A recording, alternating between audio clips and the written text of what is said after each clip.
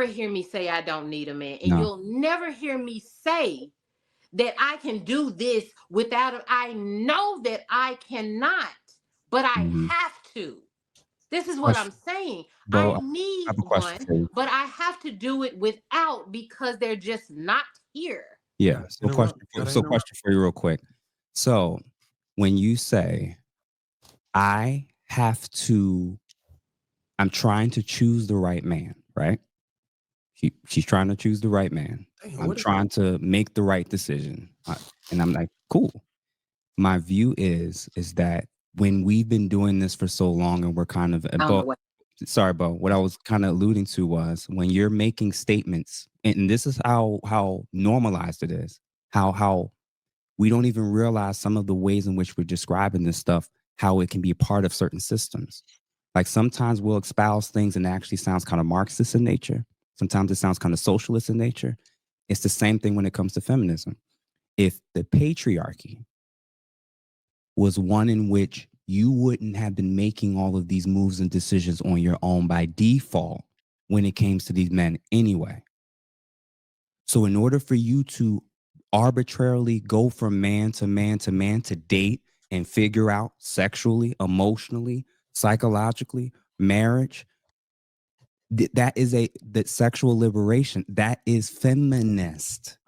So for you to, you're so far down in the weeds that it's almost like it's like somebody who was born only seeing black and white and trying to describe to them what color looks like.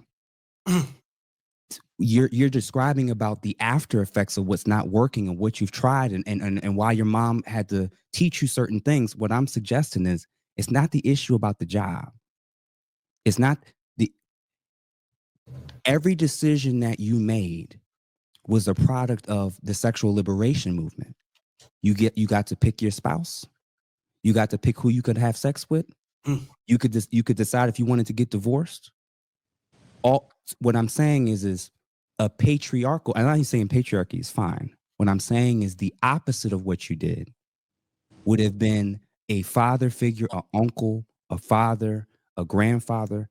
They would have been the buffer from you making some of the decisions that you made, that you felt that you made out of emotion, out of feelings, and it just didn't work out. No, they taught me the same thing. So as an example, unless you think how old are you, Bo? I'm 44. Okay. Unless you think that your mate selection option choices is incredible from when you started dating till 44, there was supposed to be a buffering factor so that you're not 44 years old still having this conversation. The issue is not that you're stupid. The issue is not that you're immature. The issue is all these ancient civilizations that did it a different way. We in the modern world think we're smarter than them. Maybe there was there was something there that they had in place to prevent this thing from happening. And I'll give you an example. When I talk to women about this whole things not working out, in and out of relationships, lengthy periods where they're just not having success. And when I'm finding out what's the reason for why you're leaving, this guy doesn't communicate, this guy cheated, this guy this guy that. And I asked them a simple question.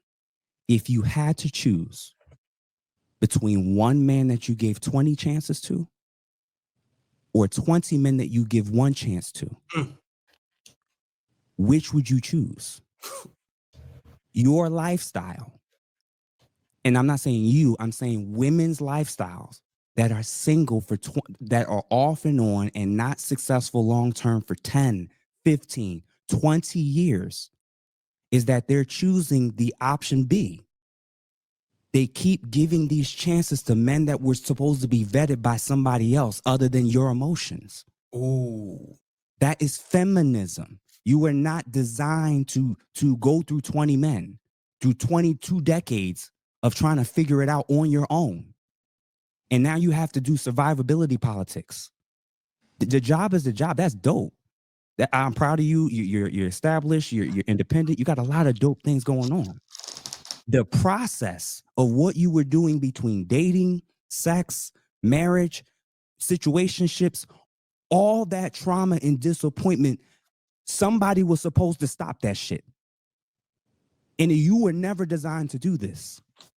So when I say the level of depth of how much we've been saturated with this shit is why our community is what it is now.